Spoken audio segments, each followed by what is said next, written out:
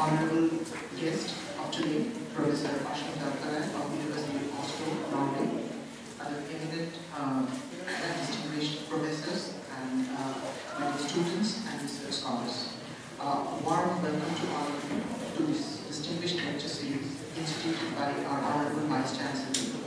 In this distinguished lecture series, we have eminent speakers from different parts of the world. They are scientists and social scientists, and it is our great opportunity to interact with these eminent scientists from different and social scientists from different parts of the world. And we are grateful and thankful to our Honorable Vice Chancellor for such a great endeavor. Without further delay, may I now request our Honorable Vice Chancellor to start the session.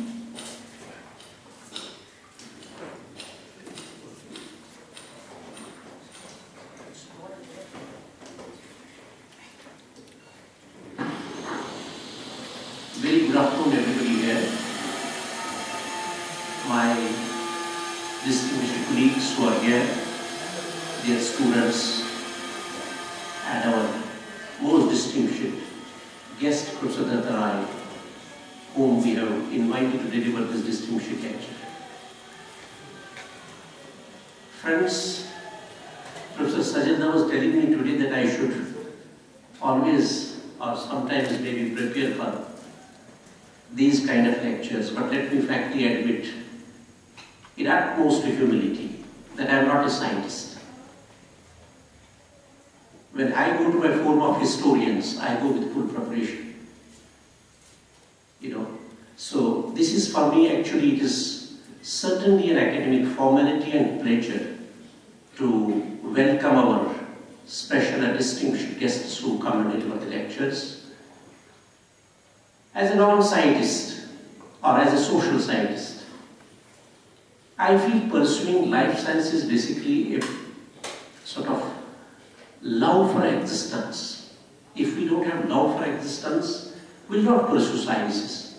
Why should we pursue that human beings should not face disease unless we love human beings, unless we love animals, unless we love the whole existence in fact. But what we find is that every time a scientist resolves the problem, with that problem are accompanying questions. The questions are born before he solves the problem. There are new questions. You see, human ingenuity, brings in a kind of new appetite each point of time. And if we pursue that appetite, then only we can see ourselves and our role and contribution in this world. We met Professor Duttaroy last time, in fact, in the Department of Biochemistry, Biophysics, and found that he was really a great, profound scholar. After we learned about his contribution, both in and outside the country at an international level, I am sure somebody is going to illustrate his profile and give us an introduction about him. We decided that we should really extend an invitation because the university will be honored by presence of Professor Duttaroy, and the university is honored today to have him to deliver this distinguished lecture. We will have many more distinguished lectures. In fact, I have yesterday talked to our Chancellor. Today he is putting request to Abul Kalam. He would be also visiting us maybe most probably in the month of April and May. So we will have many more distinguished visitors, scientists visiting us. I really appreciate the competition, in a lighter way that Professor Tapanda, entered into, because Professor Sajal Chakraborty, the previous head, has brought a distinguished speaker. The other head has also brought continuously, to continue that kind of tradition. And I would love that the teachers and other departments also pursue things like that, because there should be a healthy competition. We are not rivals. We are all competing to get this university better, to offer our students the best opportunities, in fact, best knowledge, in fact, to expose them to new developments. With these words, I request the organizers to go ahead with the proceedings.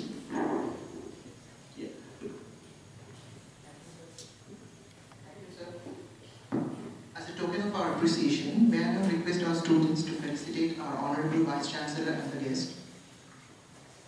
In fact, I would suggest that on such occasions and all occasions, it is the guest only who has to be felicitated.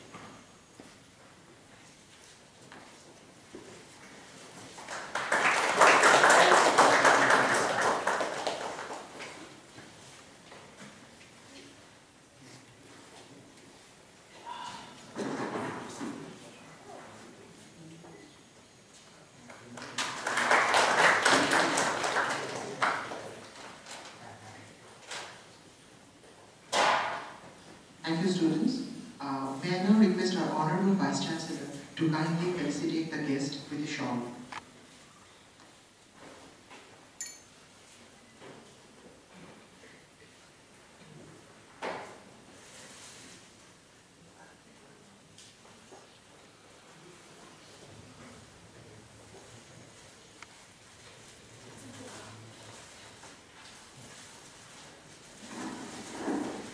Friends, we have really great pleasure because he is the son of the soil and the kind of unique contribution that he has made.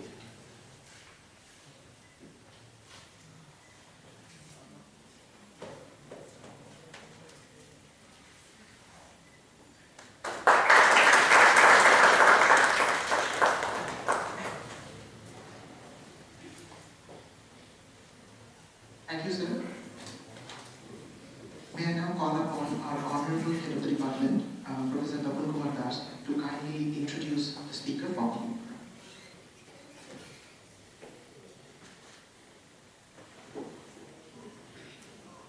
Good afternoon to Honorable Vice Chancellor, Professor Duttaroy,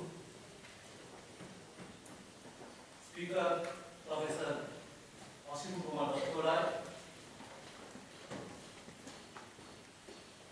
and my colleagues, my beloved students, research scholars, and other personalities who are assembled here. It is immense pleasure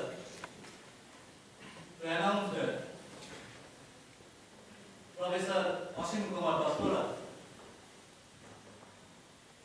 Faculty of Medicine, Post University, is going to deliver a distinguished lecture on combating preserving diseases by food from embryo to old life. And I am proud to introduce Professor Duttaroy, presently Professor Senior Professor, Faculty of Medicine, Post University, who carried out his PhD work in Ghosh Institute, Kolkata, and awarded PhD degree from Calcutta University. Then he went to abroad.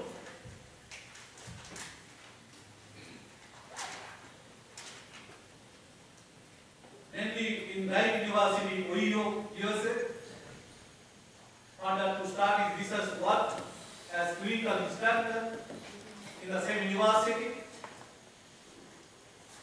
during the period 1985 to 87.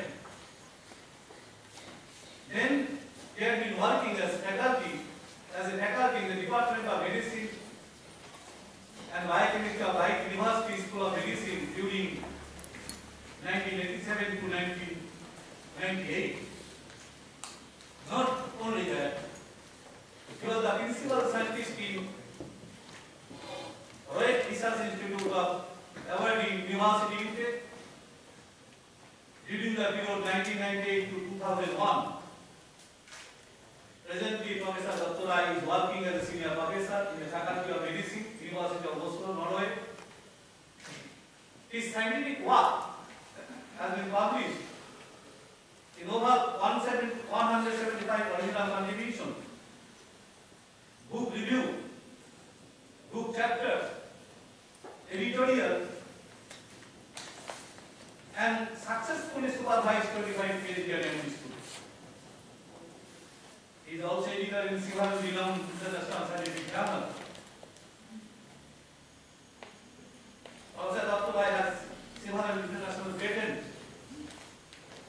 He has been honored by several awards, like Elizabeth Pushti Memorial Award from American Art Association in the year of 1987.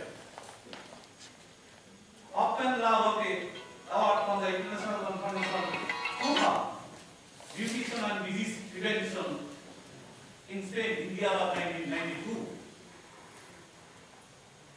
Award of Honorary Professor of Robert Gordon University, UK, during the period 1998 to 2011. Award of Fellow of International College of Education in 2000. Award of Honorary Professor of International College of Clinical Nutrition, and so on. So, we are really grateful to him for his response to our invitation for delivering the distinguished lecture as arranged today. Thank you.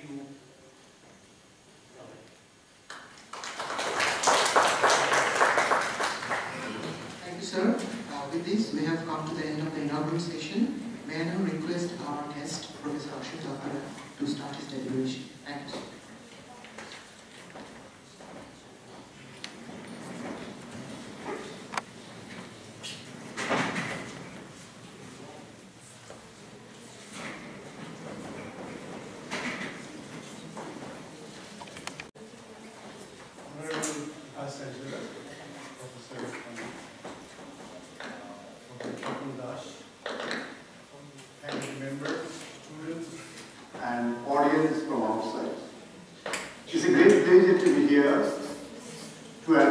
Something is very interesting. Going back to the past, food has been used as a medicine in two different countries in the world in ancient past. One was China, another is our country, India. Then, after advent of new technology and the invasion of the Western power, time to time we become more actually bound to use new medicine with the business interest and other interest. And in doing that, what we are doing, we are actually infested our body with medicine in order to cure the symptom, not really preventing the disease. And that is called iatrogenic effect. That means disease created by doctor, medicine. And the most important example is uric acid. And somebody can try this on this. Uric acid in the body that a lot of people can have if you are ever 40 or 50 is not due to really food habit mostly. It is mostly by the interaction of the medication that you take. And in order to stop that, you take another medicine. So that goes on and on and on. That is going on in here. It's a big problem. And also the countries I live in now, Norway, there's a social medicine. That means everything, medicine is free. So the government is interested in order to avoid too much medication and clinical situation so that it doesn't cost the government money. So that means we need to have, oh, I don't need this, I have my things here. Let's see. Yes, okay. So then our government, actually, because the medication is free, they are very much interested that we should not develop the disease willy-nilly. by environment, by lifestyle, by taking the medication. So that means we have to really find out how we can stop the onset of the disease. But in doing that, in saying that, I must say, the non-communicable disease, that is the disease of cardiovascular, diabetes, cancer, those are not communicable. That diseases are coming much more now than before. In 50s, people died of infection, tuberculosis, cholera, these things, but this is down. But now we have a disease called non-communicable disease, like obesity and all sorts of things. And India would be the capital of that disease by 2030.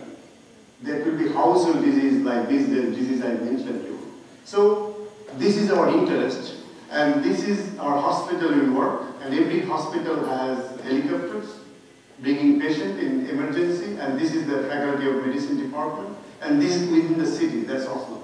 Anyway, so let's start the talk.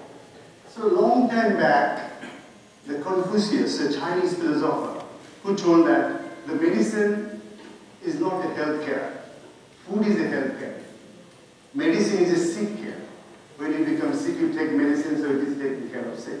But certain medication, like chronic disease, you take medicine all life, and that creates another source of disease, and that goes on. So rather we should try here.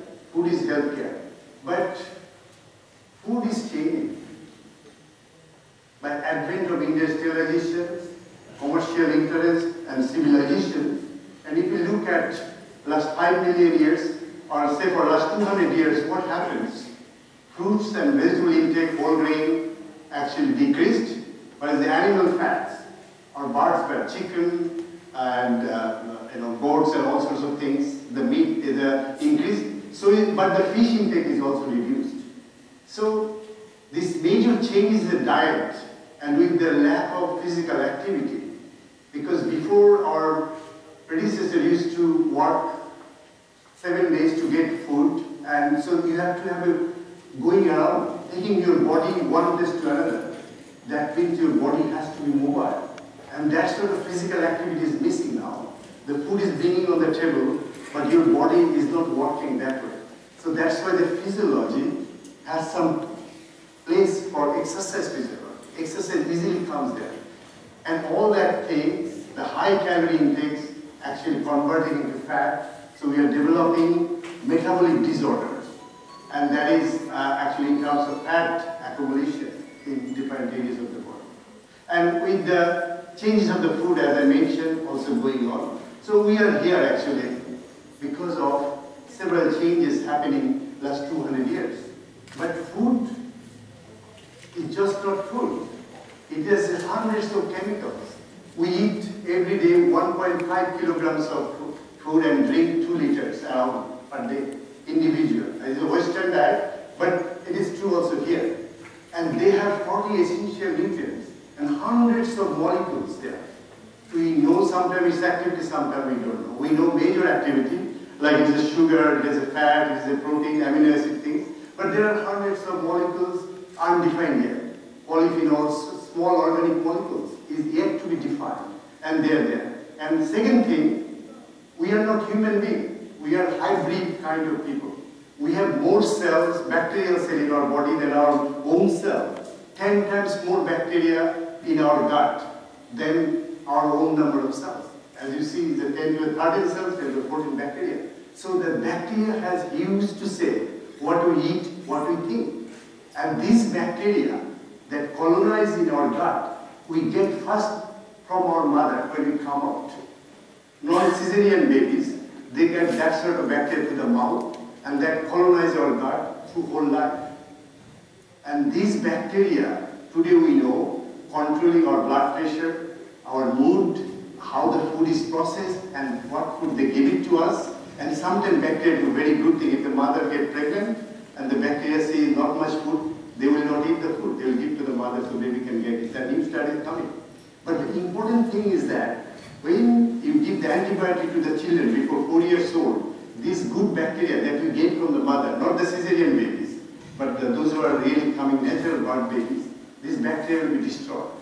And that will be colonized by pathogenic bacteria around you. and that can create a problem in allergy and all sorts of problems, mood, psychological disorders, but this kind of new biology is coming now. The interaction of the bacteria in the gut with our body and food and mind is coming. Anyway, and then the many organs and multitude cell types. We are metabolizing the food in a way so that different tissue getting different time, different nutrients. Like for brain, it is sugar. If the blood sugar falls, first thing affected your brain. And that's why in a kind of condition of stroke and others, when there is a problem with the blood supply, there is a problem with the brain, and it's irreversible. Sometimes we cannot recover from the stroke. And apart from, we have 223,000 genes, and these genes can have several kind of mutation. They say we are all different. The way we food take, we digest our food, not same. We are all different people. And human genome has that many billions of base pairs that the DNA is formed of nucleotides, and that can contribute uric acid sometimes. So that base pair is broken down when we get old, you can get uric acid. And there could be that many mRNA, and that can be proteins, and thousands of lipids and things like that. So imagine the food you are taking every day, it is actually interacting with bacteria, it is interacting with your digestive system, then goes to the cell, and so many genes and proteins that come together. That's why nutrition is a complex thing. In addition to that, you have in India, a specific situation, you have a chemical pollution in water, in fruits, vegetables, everywhere. So that makes more complicated here. So when I talk about this title, the food can be used to combat the disease, then we must go from the clinical situation to the early disease formation. What is clinical marker? Say for example, blood pressure for cardiovascular disease, cholesterol for cardiovascular disease, prostate cancer marker, and all these things, these are here. But these markers already starting in a very early on. And if we know this status, we really can intervene by food. But when it comes to the doctors, then we have already disease expression in the body. And how do they know? They know by testing your blood and symptoms, the markers, then try to use it. But at that point, the nutrition is difficult to handle it. Then we have to find out when it started, and very early on, the early disease marker. And that things are going on now to find out specific chemicals, specific signals, which actually tell us who will produce the disease and who will not produce it. And what sort of food interaction will give you that sort of interaction. There are certain things, some people can digest 100 gram lipids, others cannot even digest 50 gram of lipids. We can predict. We can predict also with the medicine, which statin will work with somebody, not with others. So the sleep on the enzyme that's actually inhibited by statin. So the nutrition science is getting more and more popular and much more in place in the Western world in order to see that these biomarkers are remain within this line of the normal values. It never goes to that so that nobody can express the disease. So it is important to have a kind of a healthy aging. We are all getting old and things like that, but if we make the markers within this line, then we are really going through healthy aging situation. But say for example any disease, for cancer, it doesn't happen next day, it takes a long time, and it started from here. And in this condition, diet plays a huge role, initiation. Why cancer, normal cells going for diet for cancer? And that we know now that this sort of promotion, initiation, diet has a huge role and can be easily, identified and can be interacted by dietary situation. Same is true for cardiovascular atherogenesis, the block formation. The block in the coronary circulation, that when the blockage, it is not starting one day, just one day before. It starts very early on, when you are a teenager, even earlier than that. And this, you can see the vessel wall, it is getting slowly, in the bluish color, a lipid block. And then ultimately, the little blood can go through your artery or vein, and that gives this sort of problem. Ischemic heart disease, cerebral, the brain disorders, stroke, peripheral vascular disease, and that gives symptoms. But under this condition, when the block is forming, you may or may not have symptoms. Normal traditional risk factor. But we now know that we can really determine which person will go for this situation and what sort of diet you should follow in order to stop this formation, the block formation. That is the goal, and a lot of success coming that I will talk now. Now, another thing is there, the free radical formation. We always in our body will produce oxygen free radicals, that is oxidizing our body. And that can be coming from smoking, it can come from pollution in the environment, and through UV radiation from sunlight, or it can come from all sorts of food. Energy intake that enhances the mitochondrial function, and they produce a lot of reactive oxygen species. And that is, and also polycyclic hydrocarbons, 10 to the power 14 in the smoke, and it is in char. And these are all the bad molecules are in the smoke.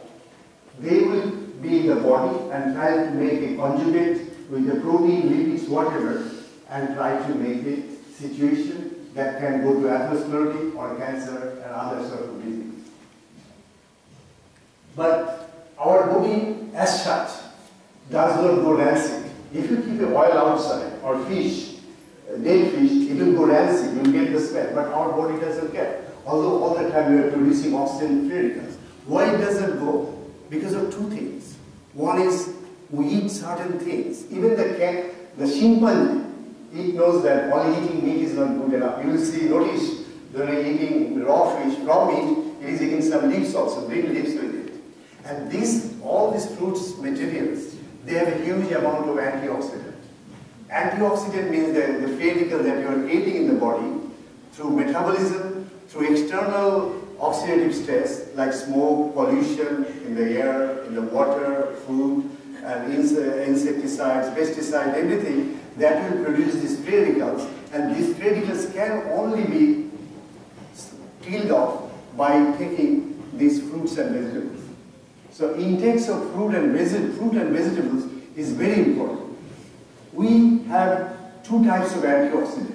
One is that to be taken by food, like fruits and vegetables. Colored food has more antioxidant than non-colored, and also certain metals can be used as antioxidants: selenium, iron, copper, zinc, manganese. These are, and vitamin E, vitamin C. These are very important antioxidants. You have to have it in the body. And some we create some enzyme like dismutase and others, but these antioxidants we have to have it in our diet. You cannot survive with refined food without having this antioxidant. You will produce disease very soon. So it's very important that in your food and your daily intake, there should be maximum amount of fruits and vegetables should be there. And some people may ask the question of sugar and others, that I will answer later on. So these fruits and vegetables got a lot of phytochemicals, polyphenols. They can absorb the electron and act as an antioxidant. And it can be in coffee bean, it can be here, it can be in this kind of fruit, any fruit. These called bioactive components. These are the very important components, must be the component in fruits and vegetables in order to arrest your aging through oxidation processes, in order to stop the initiation of cardiovascular disease and cancer. The fruits and vegetables play a huge role. Now, the markers. If you go to the doctor, if you're a patient, and he will measure your cholesterol level in the body. But if you see here, this is a called Framingham study involving 50,000 patients. And they showed that there's a myocardial infection with and without, there is a difference in cholesterol content.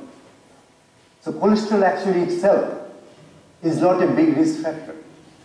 But cholesterol will get oxidized by smoke or other kind of pollution, then oxidized LDL, that produces atherosclerotic plaque in the heart. And because those people, this is done in 7 Western European countries, showing that around 250 milligram per deciliter, there is not big difference in those who have a cardiac attack or lower cardiac attack. That means 80% people who develop cardiovascular disease have the same blood cholesterol balance as those who do not. That means there is other risk factor like oxidative stress, platelet, inflammation that should be built into it in order to predict the cardiovascular disease. And cardiovascular risk factors is a beyond cholesterol hypothesis has been proposed now. It is important lipid, hypertension, diabetes. Hyperglycemia is the most important risk factor for cardiovascular disease. And then behavior, lifestyle is very important. Whether you are an early riser or late riser or sleeping late night, and hemostatic and thrombotic situation, blood clotting and things like that, inflammatory conditions. Whether somebody has inflammatory like arthritis, diabetes, cancer, these are all inflammatory disorders. You produce inflammation in the body all the time, and that can activate the cardiovascular system. But fruits and vegetables can help you with that. And the genetic, that we cannot do much. If there is a genetic propensity is there to develop the disease, it's very difficult to do that.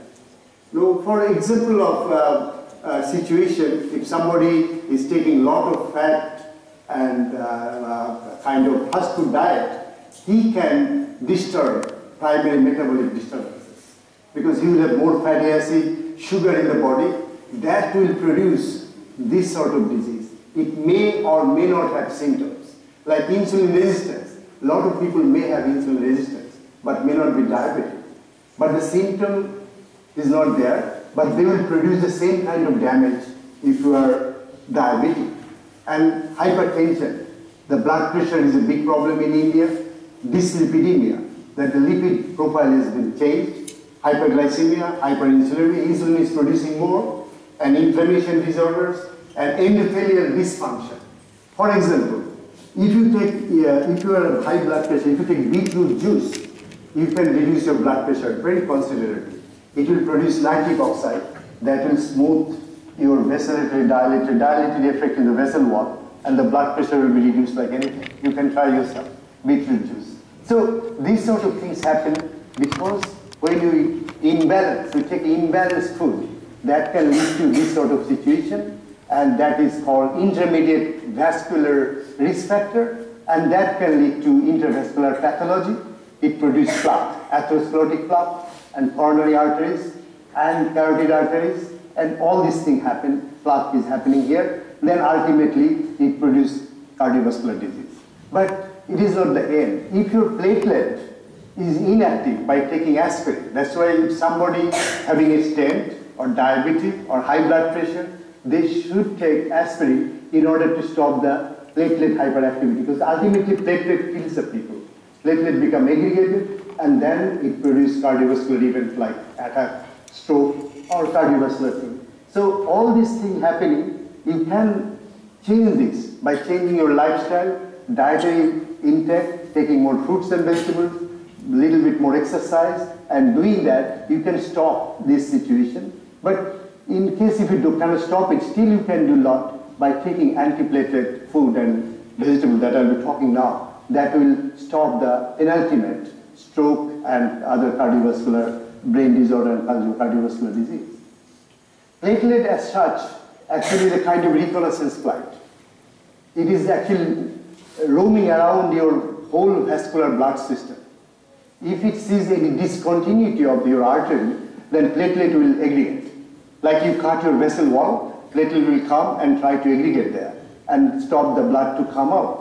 But this thing happens, this is important for hemostasis, to keep your blood within the body, but it can also happen if somebody has plaque in the coronary circulation.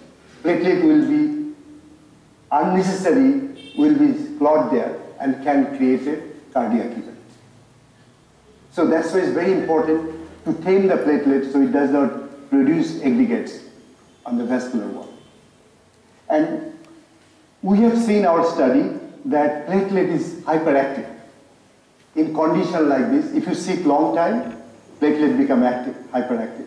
Deep vein thrombosis, the clot in the vein, it happens if you sit too long in the office, or if you are in the flight, regular flight for a long time, that happens. And diabetic people has hyperactive platelets, hyperlipidemia, if the lipid profile is bad, smoking, high-fat diet, trans fatty acid, that all lead to platelet activation. And if platelet activation there, then this thing can happen. It can give arrhythmia, it can give myocardial dysfunction, vasoconstriction that leads to high blood pressure, and it can also rupture plaque, because everybody, if not everybody, a lot of people may have plaque. We develop plaque even in the mother womb. If mother diet is bad, the fetus can have a plaque in the artery. That is shown long time back in Italy. The cot-dead babies, they found it out. A lot of babies has already plaque. Because of then they found out the mother is diabetic or certain things there. So plaque is a lifelong process, and if the plaque is not broken, then there will be no cardiac attack. And if the platelet is hyperactive, it can break the plaque. That can create a problem, bleeding disorders and others.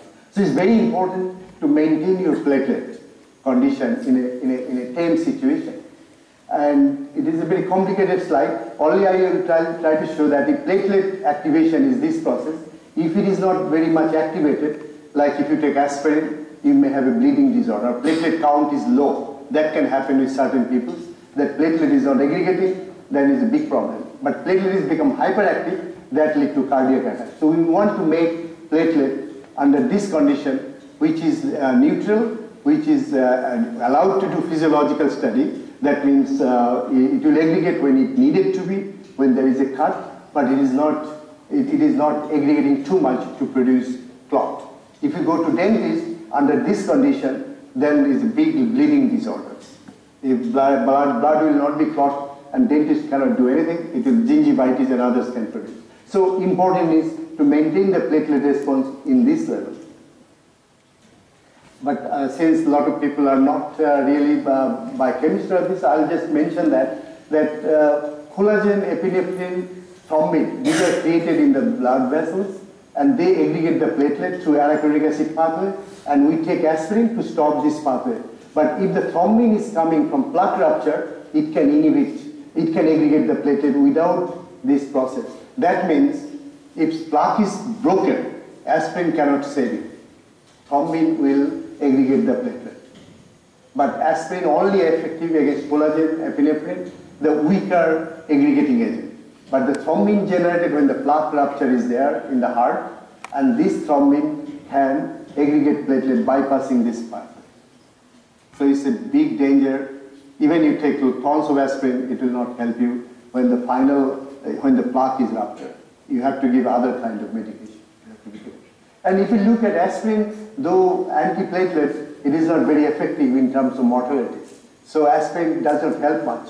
It is only helping 50% thrombosis, 30% myocardial infarction, and 10% mortality. And yet, platelet is a major side effect one has, the stomach problems and bleeding disorder. So aspirin cannot be given to the people, those who don't have too much of cardiovascular disease, to take regularly. That will destroy the gut and produce ulcer. So it's important to have something alternative. And also the major side effect could be also bleeding disorder, stomach ulcer, and can be life-threatening certain points. So what can you do? All this condition, platelet become hyperactive. Even becoming old is a risk factor.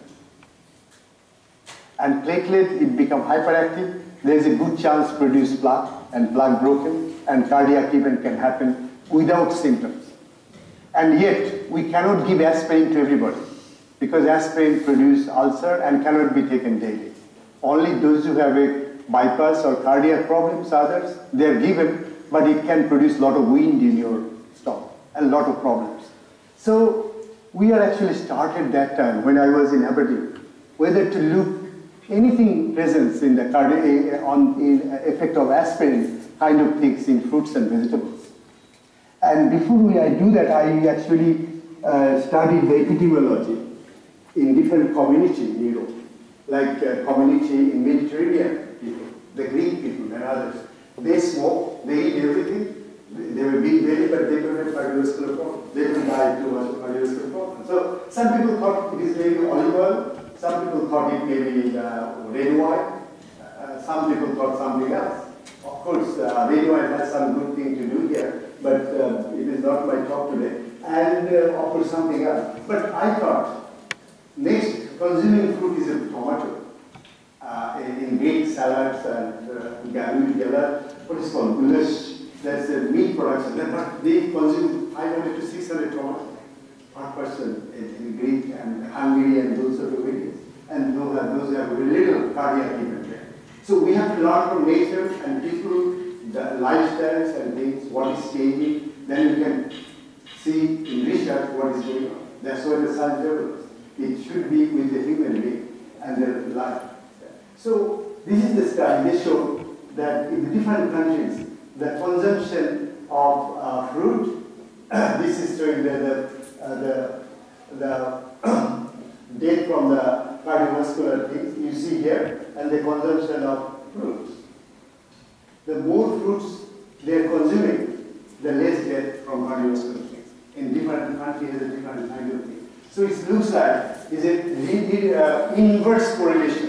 If you consume more fruits and vegetables, the death from cardiovascular and also from cancer. This is statistically, I put the data with the odd factor, is showing that all sorts of cancer, actually odd factor is reduced by consuming fruits and vegetables. And so is the cardiovascular disease. So that means something is in the fruits and vegetables has protective factor, at least in two important non-communicable diseases, cardiovascular disease and cancer. And now a lot of studies coming out on breast cancers and others showing the benefit of fruits and vegetables. Then what I did actually, I brought the fruit in the lab and I made a juice out of this fruit and put into the blood to see which can inhibit the blood clotting. And as you see, tomato has the maximum power. 90% inhibition of ATP-induced aggregation of platelet is done by tomato juice, whereas the pear and apple cannot do anything. And this paper was published in different journals, but this is clearly showing that tomato has anti-platelet effect, like aspirin effect. It inhibits platelet aggregation. And other fruit has some effect, but is not very significant. And we also found that tomato can inhibit thrombin-induced aggregation, whereas aspirin cannot. So it is a big clue that if you take tomato juice or tomato, even under black rupture condition, when thrombin is generated, that aspirin cannot do anything, but the tomato can protect it from thrombin-induced platelet aggregation. So I'll not talk too much because I'll go to other question. And we found this factor present in the yellow juice around the seed, not here, but there. And we did so many things, and it is shown that if you take tomato juice, your platelet activation is reduced, and this is a control. Within 1 hour, you are protected. Then comes to blood pressure as another risk factor. If you reduce your blood pressure by 10 to 12%, that means 5 to 6 millimeter mercury, then you can reduce 40% stroke event here. And it is shown that high blood pressure reduces coronary heart disease, and the stroke can be reduced if it is increased in the 5 to 6 millimeter mark. So standard is 120 by 80. If it goes to even 130, 140, then there is a chance of stroke and also cardiovascular disease. What can we do? I will not go details into that, but we recently showed that both some fruits and vegetables, they can inhibit ACE, which is responsible for blood pressure, through converting angiotensin 1 to 2, and this angiotensin 2 actually responsible for blood pressure. Some people take losartan, solartan, this sort of things, but this sort of activity already present in fruits and vegetables. And tomato, kiwi, and potato has this sort of activity, which can inhibit blood pressure, blood pressure enzymes. So what you can see here, that by taking fruits and vegetables, you can inhibit platelet hyperactivity. At the same time, you can reduce your blood pressure. This sort of dietary practice. But what happens if you take more drugs and things like that? Drug works different way. When you take any drug, lipid soluble, it goes to the liver. And liver, it induces CYP enzyme. That is degradatory enzymes. It degrades its own things, and whatever comes to the blood after degradation, that is called active corruption. And we have seen the different drug actually inducing different types of xenobiotics in the liver. No drug is safe. Every drug has its own action by what expressing, it is called drug A. The PX are different coupling receptor, activator receptors, and that can activate things. And then what drug A actually producing these enzymes and it degrading drug B. So that means, say for example, you are taking one statin and another blood pressure enzyme. Statin is increasing the degrading enzymes for blood pressure enzymes. So one works, another one. So you have to be very careful when you take multiple drugs and the combination of drugs, that one drug can actually reduce the other drug efficiency by increasing the degrading enzymes in the liver. Okay? And this induction leads to increased metabolism administered substance, anything, by upregulating the enzymes, and that can be adverse, and also it can liver inflammation, hepatitis. That's why when doctors give you a lot of medicine, he also does the liver test, whether you have more albumin in the blood or things like that. Because most of the drugs work like this. So, and most people after 60 or something, they take multiple drugs, and that actually creating a war in the body, creating against one another, and producing metabolizing enzymes for other drugs, and also can induce some other enzymes, can create a big problem. As an example here, pravastatin increases vitamin D3 and lesser than 125 hydroxy D3. Whereas the atorvastatin, another drug, it reduces the vitamin D3. So it depends what sort of statin you are taking. It is actually affecting your whole vitamin level in the blood also. Normal doctors, they don't know.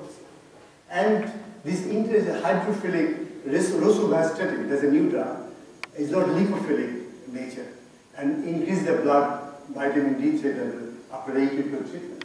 So no drug is actually secular. They are working at a different level and can create a big problem. So everybody who are taking drugs, they should actually look after blood chemistry. And this sort of chemistry is very important every 6 months. Now, all these things depend. All these factors. The detoxification pathway. In the liver, we have a detoxification pathway. Metastasis, these enzymes are involved in cancer. This is involved in cell maintenance and cancer.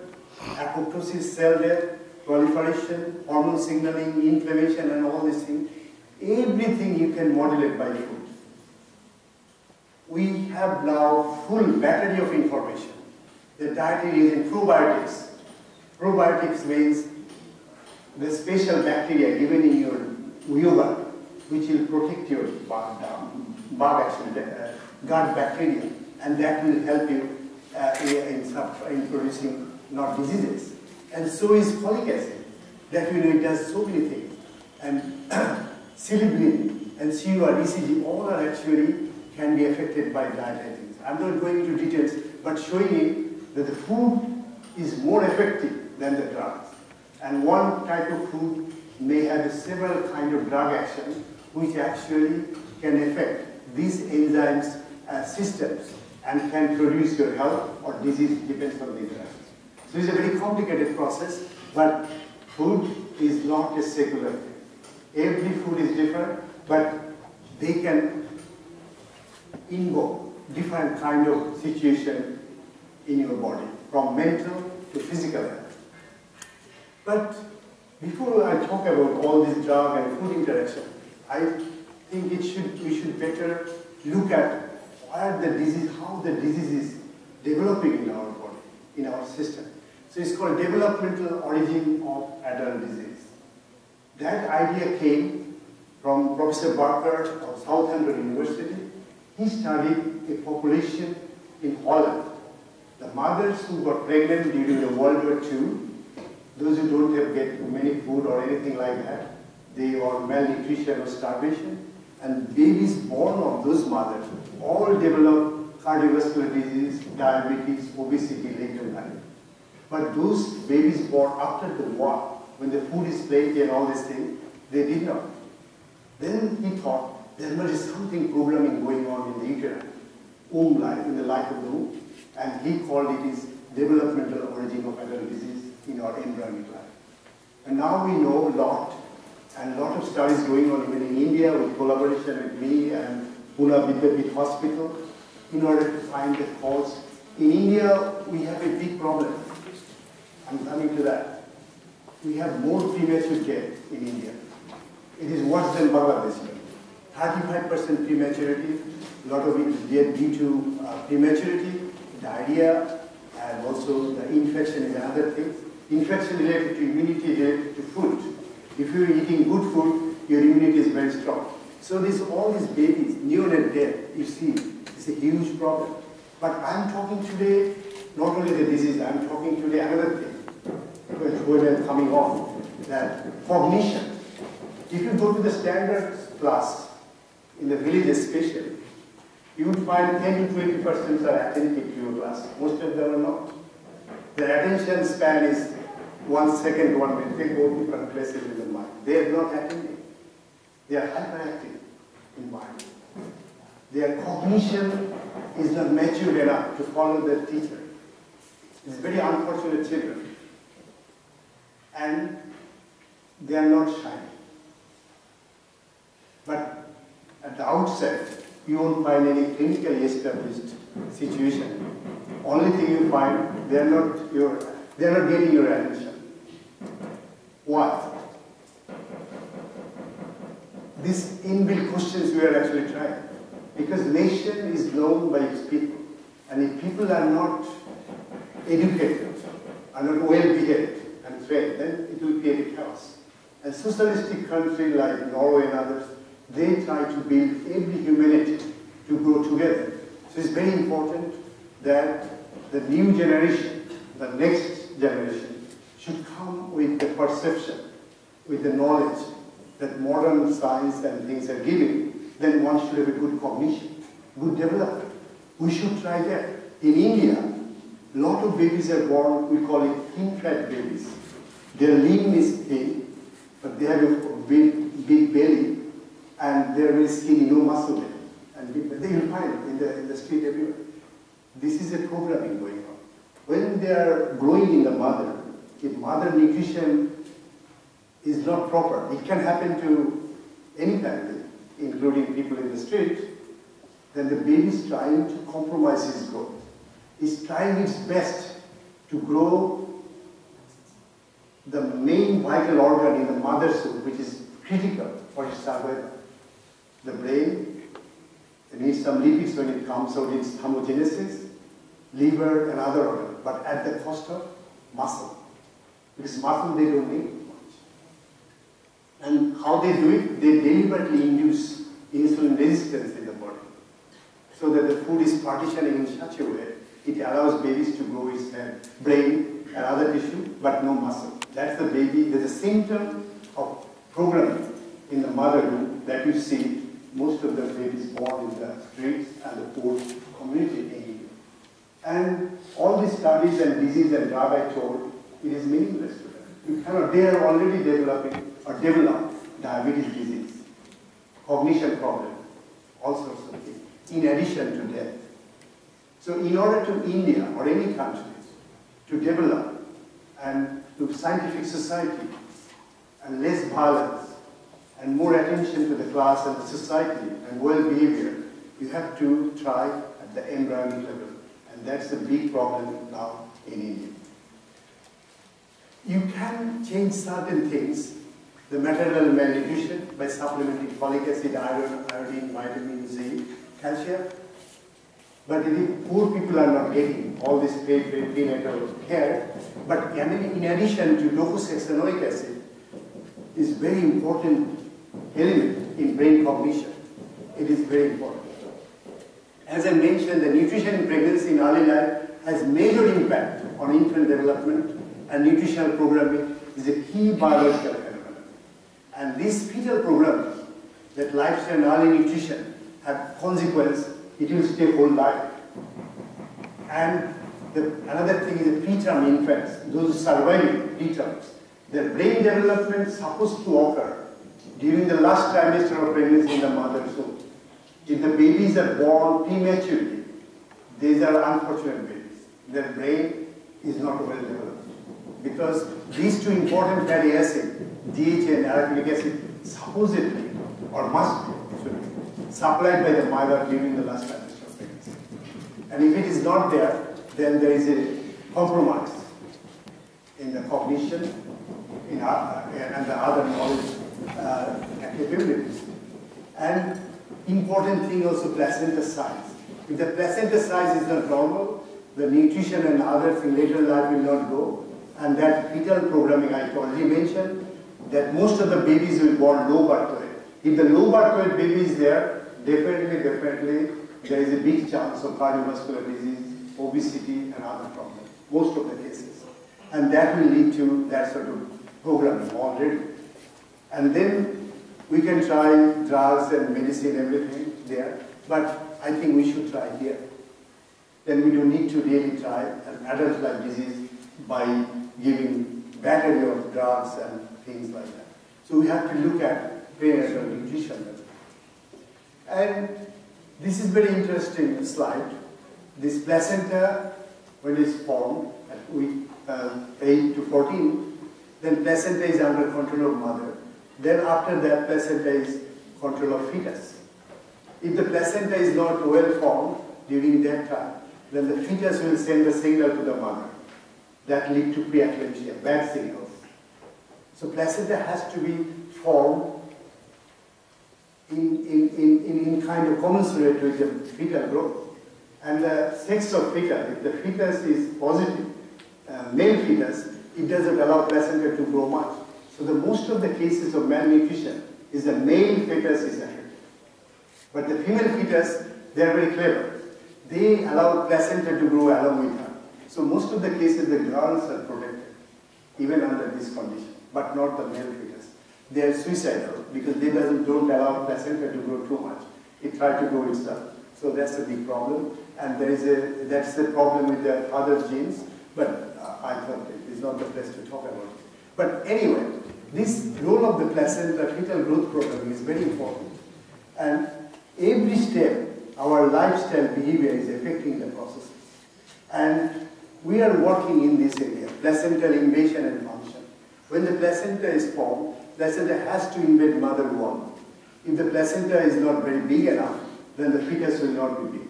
And a big problem can create, both as the nutritional transport as well as the fetal growth will be affected if the placenta is not growing very well. As I mentioned earlier, the DHA, it is called brain molecule. Most important molecule for brain function.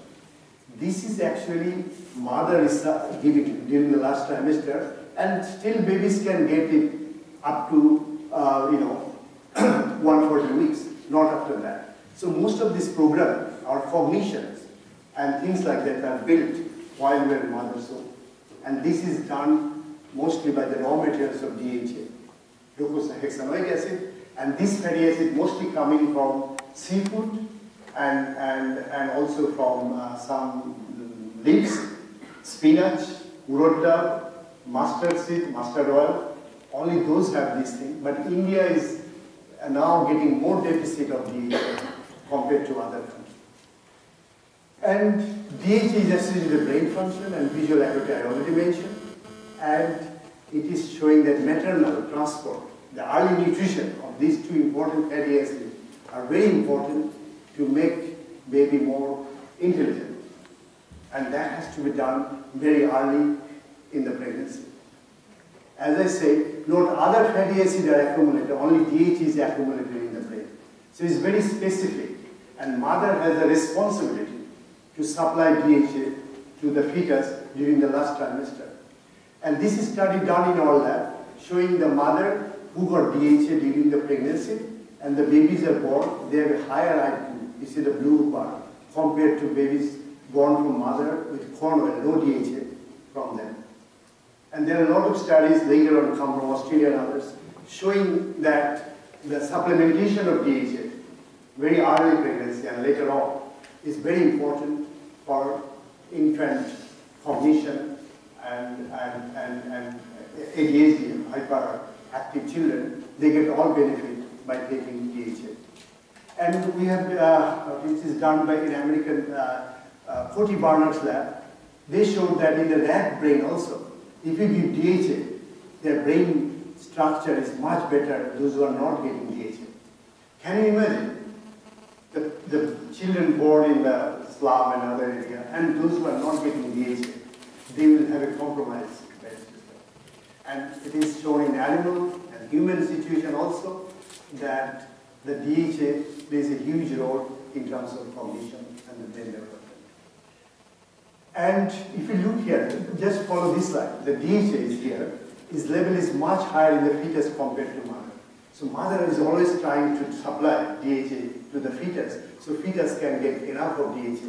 But in India, we did a lot of work last 15 years and did the models showing how these fatty acids are taken up by the placenta and given into the fetus by these proteins.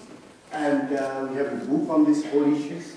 And I'm not going to the complication of things, but only to show you that arachidonic acid and DHA is taken up from mother plasma by this protein and given to the fetus. And this protein present on the maternal side of the placenta. So mother is always giving unidirectionally this fatty acid to the fetus during the last trimester of pregnancy. When the baby is born, then mother does not keep any DHA in the plasma. It is lost. And that's why most of the mothers, they develop postpartum depression because lack of DHA in their blood. It is already taken up by the fetus. One can do. So DHA still can help a lot of mental disorders and others. It is now used in US military and others to give more DHA in order to keep their brain function normal. And this is a study from Netherlands, again showing that if somebody has a lack of DHA, it's a big problem. The small gestational baby is born, and the odd factor is like this. So more and more data is coming showing that omega-3 fatty acid, like DHA, is very important for birth weight and later on the cognition and better IQ babies. So we are working in this area and the early nutritional, early placentation processes, where this implantation going on in the mother's wall of the placenta and how this dietary fatty acid actually regulating it. And this period is very important. It is a lot of activity going on, epigenetic activity, other activity that gives the better quality of baby. And the effect is there. I think I gave this talk showing that when the placenta is invading, then the placental cell actually occupying this tunnel and making it wider, so mother blood is coming more and more. But in this case, it's not coming, so that becomes less blood is coming, and that creates a preeclampsia. Baby is not growing because less blood is coming. And this is done by the placenta actually. And we have shown that DHA actually helping. And this is not going on when the DHA is not enough.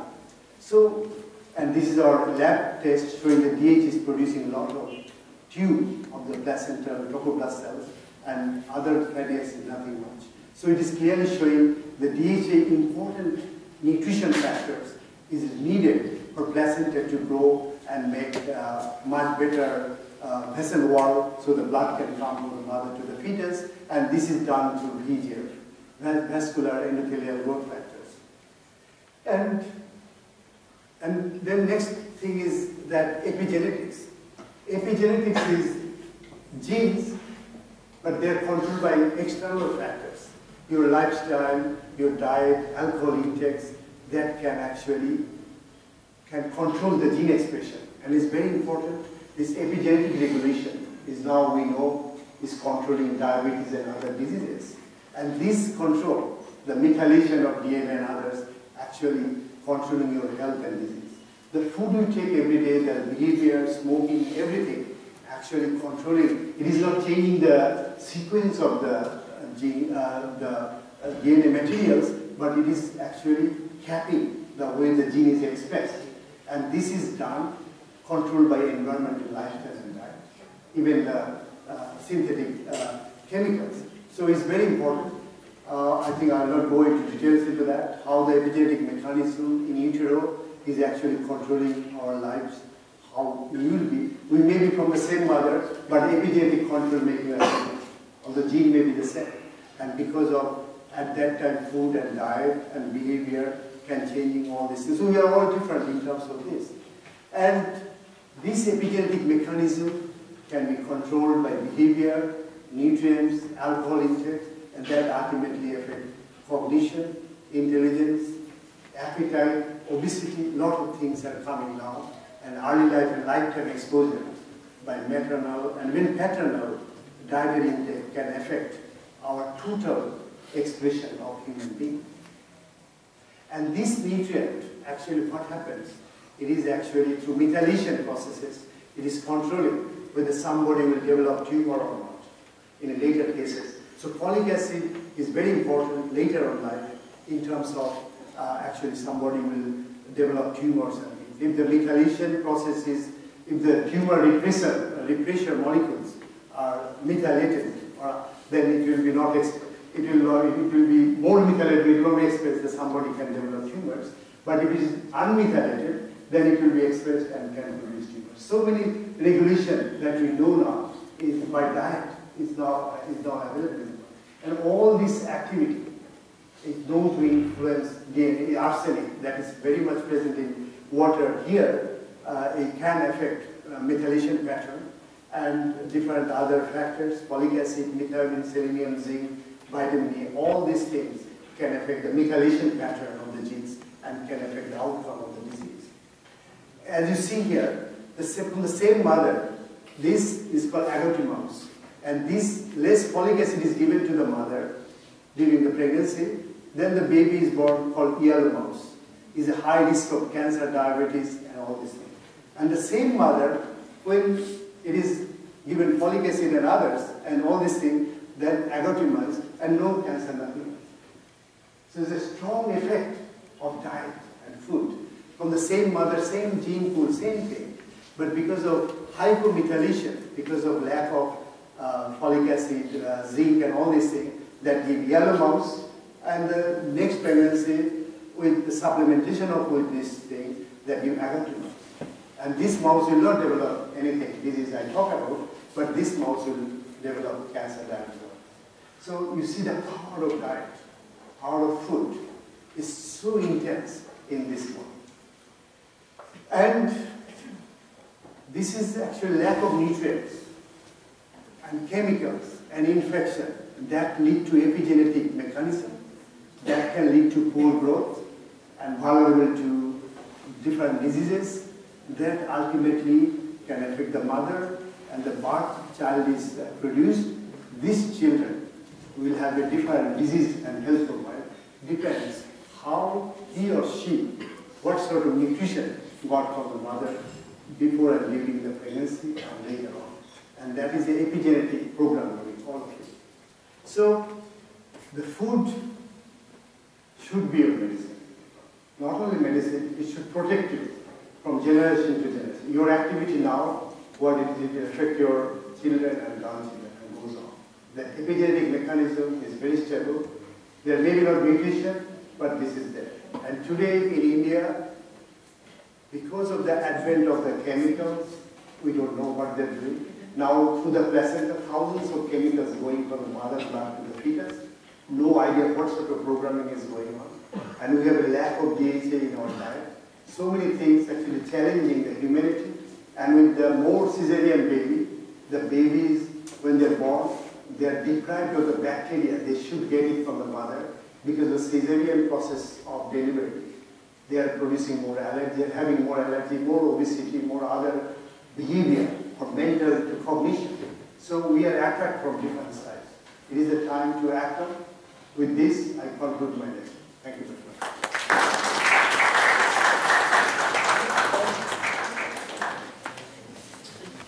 A couple of questions waiting for you. The session is now open to discussion.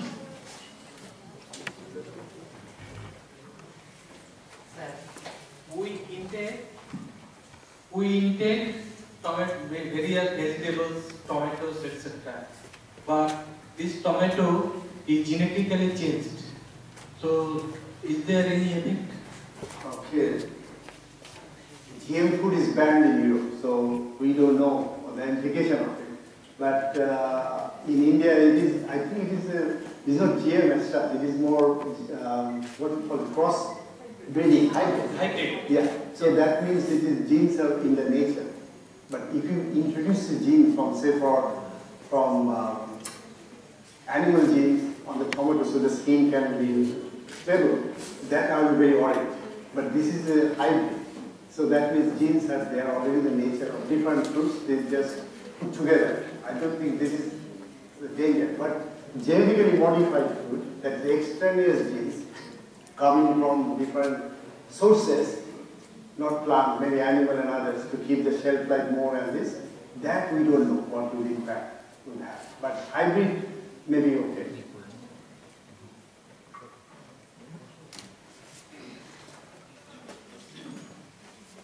Thank you, sir, for a very exciting lecture. And it's good that with food we can combat diseases and going back to nature. Yeah. I have just two questions. One in the beginning, you were talking about using beetroot juice for blood sugar. Yeah. But how good is it for people with diabetes? How good it is? Somebody has blood pressure as well as diabetes, because I think people with diabetes are forbidden to take. Because, I know, I didn't mention diabetes, I mentioned high pressure. But so yes, we need interactions also. I think her question is the beetroot juice, it might have a sugar, fructose and things that could be detrimental to the sugar metabolism, metabolic syndrome can induce it. So it may or may not be a very good idea to take it those who have a diabetes. But definitely it has a lot of arginine there. So it produces a nitric oxide that actually relaxes your blood vessels and that lowers the blood pressure. That is the thing I try to. Yeah, with the people with high blood pressure, with not too much of diabetic problem. But you don't take daily when there is a upsurge of your blood pressure and the drug is not working. Most of the drugs don't work nitric oxide. They work ACE and other beta blockers. But these are other, if you relax your blood vessel, then there will be a drop in the blood pressure. So you can try for 1 time or 2 times, not regularly, for the diabetic people. But for non-diabetic people, you can try.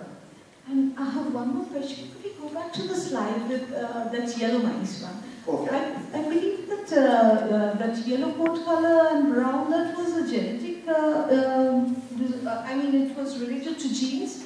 And it is one lethal gene which gives rise, if they are homozygous for the lethal genes, then they are it is completely lethal.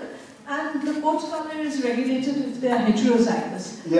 But the question is... did you, I didn't get it, maybe I missed out on that point. Is it because that what you're trying to say is the coat color will change because of the diet? Or It is showing the epigenetic mechanism. The mother has this problem, this genetic problem. Then if you give because yellow mice, if parents, they are yellow in color, that means they are heterozygous. So they can produce offsprings which are brown in color, but as well as yellow. So is it changing after a mice that is born with the yellow color? It's changing into the brown color? No. It was born like this by diet. So then how can we really say this? Is it because of the diet? Because it could be the genetic composition. It is the methylation of the genes that is actually making inactive. That's why it is happening. But it's difficult to correlate this because it could also be inherent. But it is highly controlled experiment. It's published in Nature 10 years back. That is showing this effect is just due to the changes of the metabolic supplementation of that, nothing else. After taking all this thing into consideration.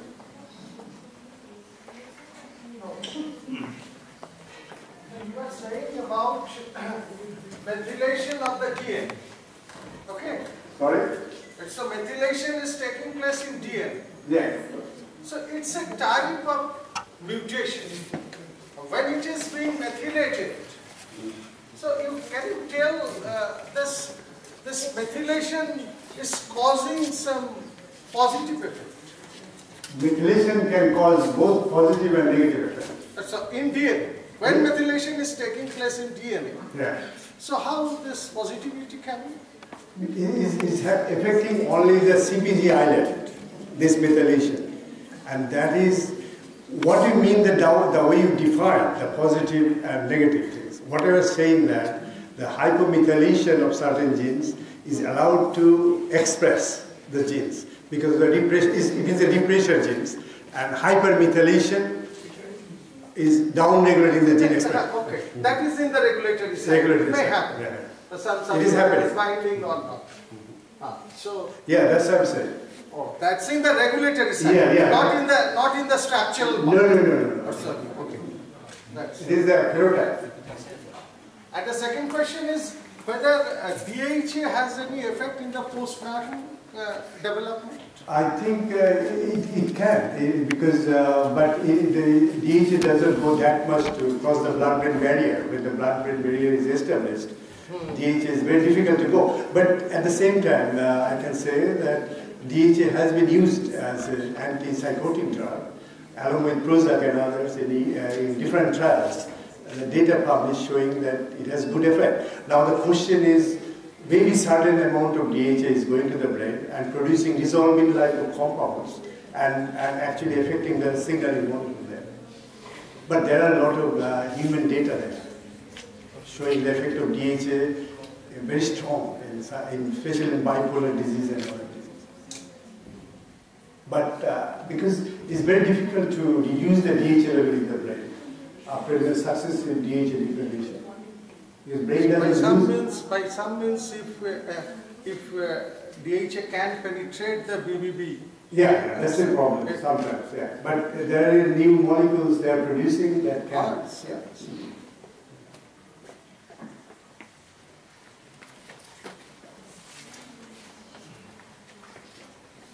Any other question? It will be interesting to know the beneficial effect of the potato extract.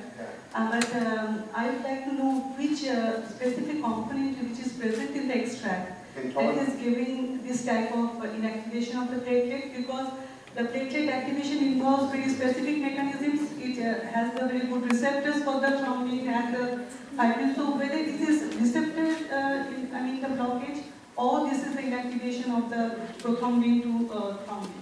Prothrombin, that is nothing, not involved in platelet. That's a clotting thing. No, but the thrombin is bound to the platelet receptor.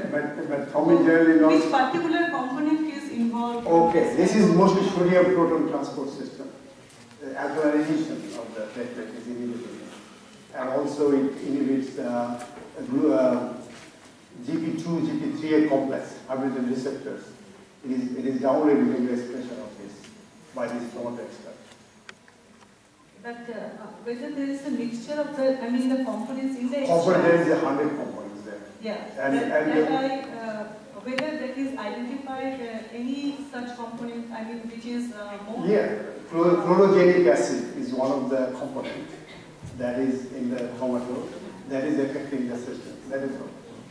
And in a normal platelet aggregation, thrombin is not involved. But how the inhibiting is thrombin, we don't know yet. We don't know the mechanism there. But it has 100 or more components. So it is doing here and there something.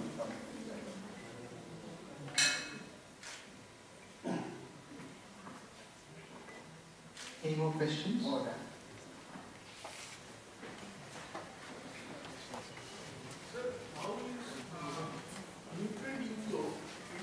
Get the microphone.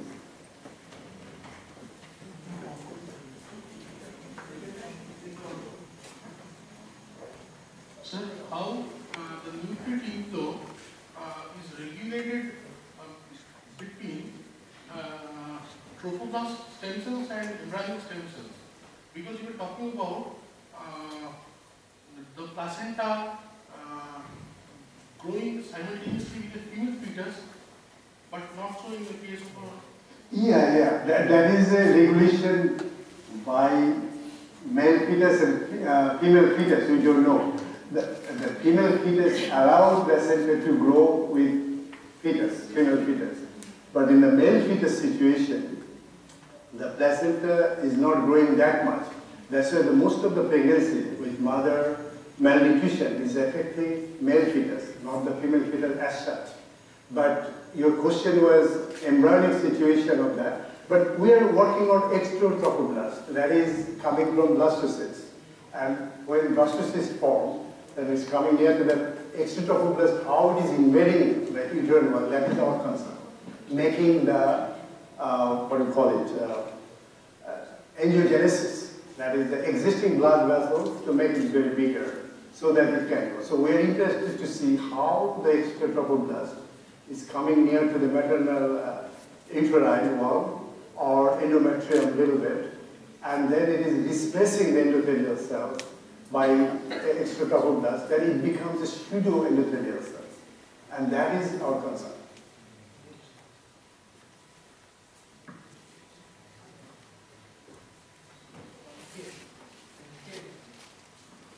Sir, there are some health risks that contain DHA. So, are those health risks efficient for the elevation of DHA level and the brain development? What is the health risk of DHA? Heart leaks. Huh? Heart leaks. Oh, okay.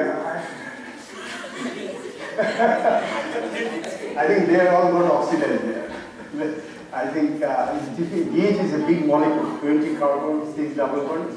You have to be very careful when you put in a capsule or keep it in a normal de novo situation, and you are making horlicks with hot water and all these things. There will be no DHA, it will be oxidized fatty acids and creating oxidative stress in the body. If you want to take DHA, better to eat rather good down mustard oil, alpha-linolenic acid, and then convert to DHA. Or you can take some cod liver oil or something. Even then, if it is not an amber bottle, the sun ray can actually oxidize this fatty acid. And in Horlicks bottle, if somebody should do, measure the DHA, how good it is. It is not done. But if you look at in the capsule, we found even in Norway, the cold country, there are a lot of oxidation even in the capsule. So I don't believe those sort of fortification. Depends how much, what sort of triglyceride structure they are putting.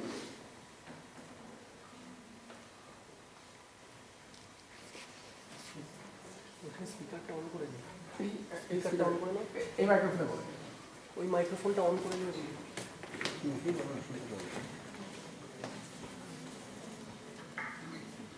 Sir, only DHA has some role in brain development, and then what is the fate when the child has already got the brain development? Then what is the fate of DHA?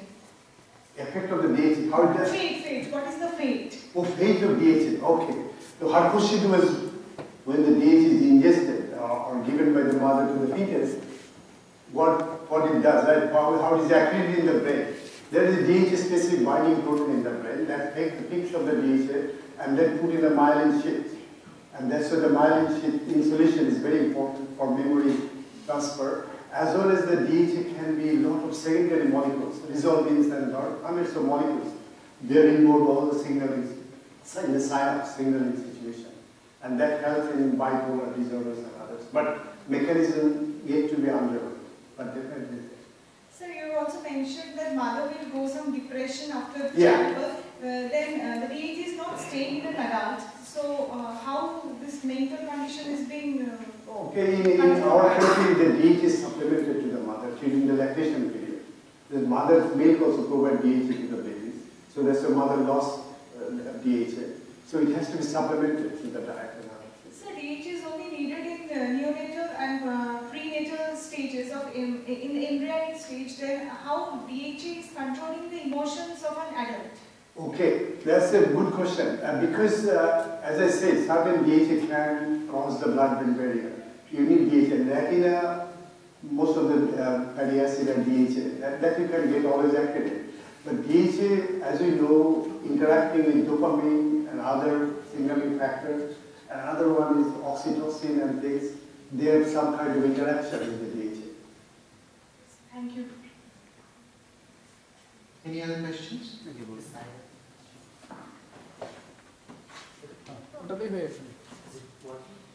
Yes.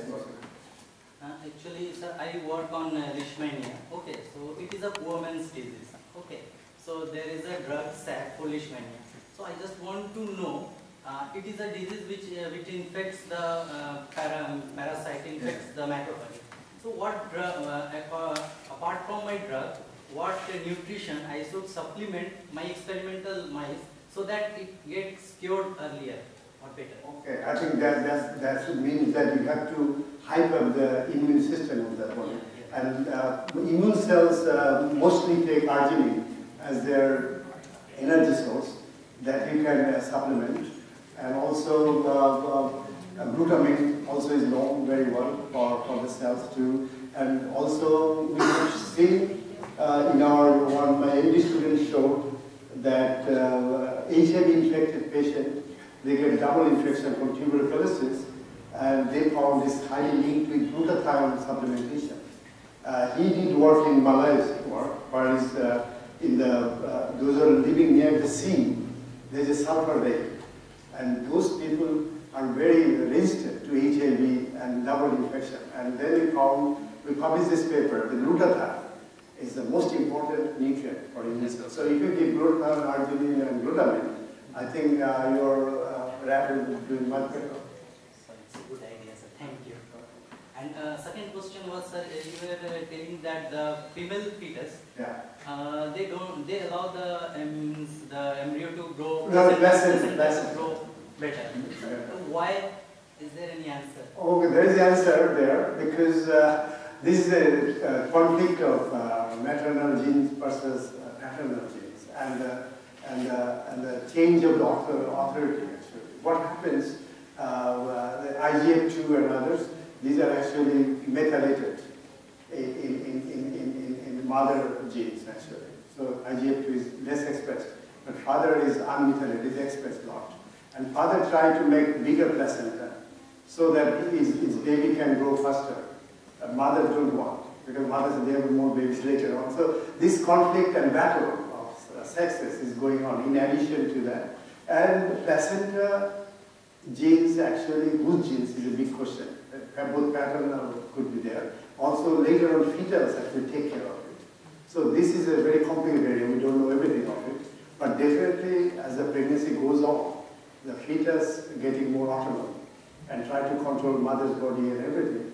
So how it is doing all these things, definitely angiogenesis is one of the issues. Because more angiogenesis, more blood versus placenta. Angiogenesis goes on. It started from first trimester, it goes on last trimester. So it's there. But there is certain kind of discrimination, and we really don't know everything about it. But this is the way it is. So that means if you're a male, and if someone is female and is not getting good food, that's a kind of a problem for male, for next generation. They'll be punished. More question from here. So how falling is affecting the gene for this coat color? Oh, that's a methylation, through methylation process. Methylation can turn the color. Oh yeah. You just see the paper published in Nature 1999. It's a Nature first paper showing how diet is changing the fur color. So that means in human being also gene has been We don't know, the human being is a little bit complicated, but this is a genetically modified. Sir, another question is how sleeping is associated with metabolism, because we know that sleeping for 6 hours is enough and it may be in any time of the day. So how late night and early rising can affect this? Early rising may not be very good, as you know, contrary to that. But there is a lot of study coming of sleeping, effect of sleeping in the body. Because we have a, what do you call it, that biological clock. A clock. And this clock is linked with sleep. And we actually burn more fat while we sleep, not doing exercise. The burning of fat and tuning your things. I had some blog in internet, you can see that. Actually, the burning going on in the night and tuning off and things like that is much more effective in the night than in the daytime. And also a lot of memory and forgetting things happening in the brain during your sleep. So sleeping in the night is a very important to reduce the obesity and other disease risk factors. The circadian genes actually link with sleep. So that means we have to sleep at night and... oh yeah, that's the question. So lot of studies. Not only the duration but also time effects. Time is very important, yes. Okay, so thank you. Any other question? So I have a question. Yeah. In the tomato juice you say, so what are the active components in tomato juice present? There are a lot of active components. One is chlorogenic acid. This is the most important one. Most one would be flavonoid lycopene, I suppose. But lycopene is not there. Lycopene is not. Lycopene is highly water insoluble. It is in the flesh. We are taking water soluble. Yes. So it's mostly polyphenols and chlorogenic acid.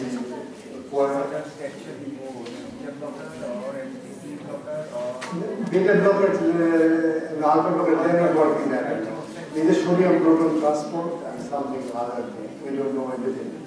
Because there's so many factors there. Vasodility. I didn't say tomato is vasodility. Vasodility generally does through endothelium tract, nitric oxide production. Inos is inos. Inos and inos. Nitric oxide. That's why if you give arginine to the body, your blood pressure will be low. That beetroot has more arginine than any other. Any other? Oh, lots of questions. Yeah, no problem. Any question in medical science? Almost. So when we should take fruits before meal or after meal and the gap duration? Sorry, I couldn't gather your question. So when we should take fruits before meal or after meal? That's a good question here in India, the food and time. Because fruits and milk may not go together always, but in Western world they don't they take food anytime. Fruit and meal. Milk. I think in Western world, after any meal they take fruits. So they don't find any problem. Here you have problem because fruit is not a fruit. Fruit produced in Nadia, fruit produced in 24 Pargana, maybe banana, but they are not the same banana. Because depending on the soil condition, what sort of nutrients and toxin molecule it is getting. So every fruit is different where it is grown. And fruit has a lot of pesticide insects that produce a lot of problems. So, but in terms of timing, we don't know much about it. And in the Western world, I noticed they took fruit every after meal. They take fruits in the morning to night, no problem. Actually, in Japan, they take 5 times fruits throughout the day till they go to bed. And they take 5 times of fruit a day. Keep them happy. Any more questions? You have another one? So you say that food can control uric acid also. So what type of food can control uric acid? Okay,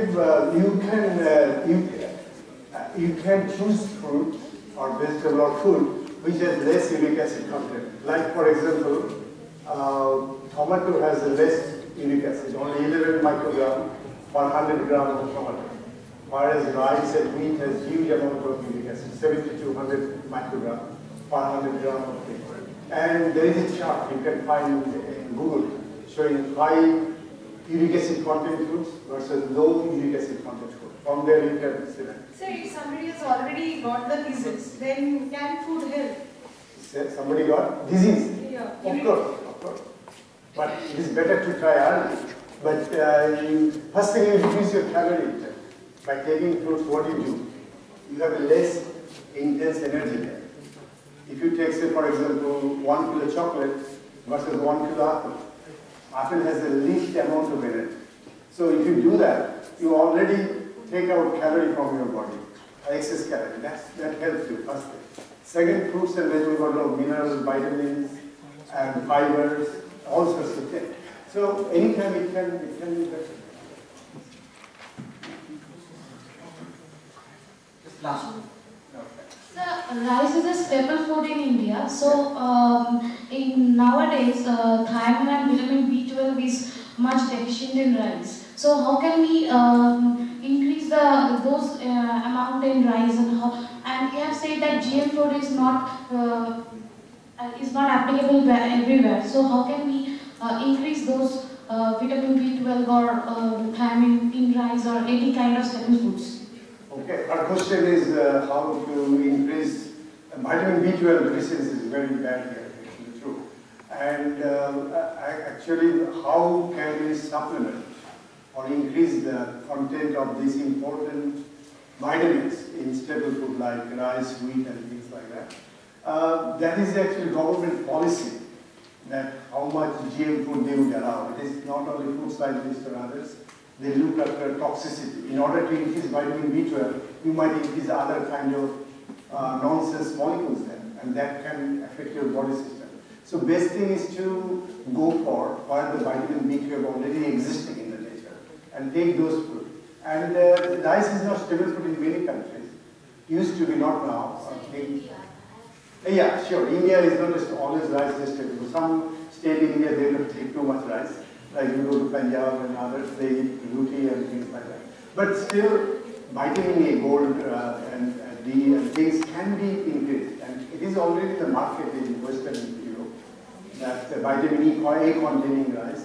And vitamin D is a big problem here and there. So those sort of issues should be tackled, but with a proper body of observation and regulatory body to look into that it is there and has no other side effects. Because we should not produce another disease with unknown disease. Okay. I think no more questions.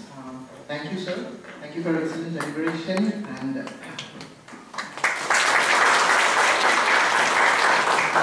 there is one gift for you, from all of us. So may I request our Honorable Vice Chancellor, sir, to do the honors, please.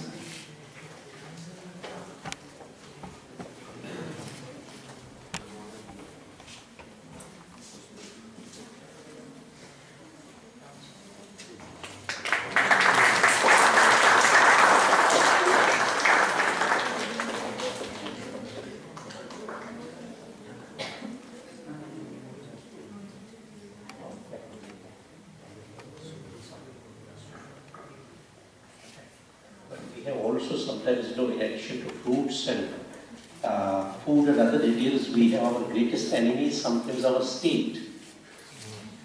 You see, state, I said, the Indian state itself is our enemy sometimes to generate the disease. You can imagine they give license to glycipage, and one of the category, a variety of glycipage manufactured by Franco-Indian pharmaceuticals, it was proved in fact that it generated more heart attacks in India. The medicine had to be banned. There's another variety of glycipage that was allowed and it was banned. There are lots of, you can compare the European institutions and our institutions. I can tell you we end with that. In fact, that made certainly some of you who feel a little sort of dull at the end of it. Some students and so on, I can tell you a very, very interesting thing. I was once driving a car in my campus and there was construction activity going on. And a lady rushed in, pulling her hair. She said, my husband has some problem. He has lost consciousness, please take him to health center. When we took him to the government health center, they started looking at his blood pressure and ultimately they said, the blood pressure is 100% down. We don't know what has happened to him. I think he may be dead. A sister came, one of the nurses, she came running from the other room and we were taking him out. She said, sir, that blood pressure machine has a hole. You can imagine. And we had plenty of scientists working there in that machine. That is the problem of India. This cannot happen in Europe, this cannot happen, I have seen it in America and other countries, but these are the problems in India. If any of these, you see, atorvastatin, in fact, there is a fake atorvastatin being sold in India, including Kerala. Actually, most of the fake drugs are being sold in Punjab, Bihar, J&K, Bengal, where Apollo pharmacies have not made their presence felt, or the Francas and Kota. These are some of our problems. If any of us go for purchasing a bitter gourd, they give an injection to it, the very second day it becomes a big one, and people get into disease. There's a record in Delhi, a fellow died just because of having eaten of that stuff. But fruits, you were stressing, I was really amazed. We have wonderful fruits because all of them come from Europe, Russia, Central Asia, and from America. We don't have Indian fruits anymore. Thank you all. Please give a big hand.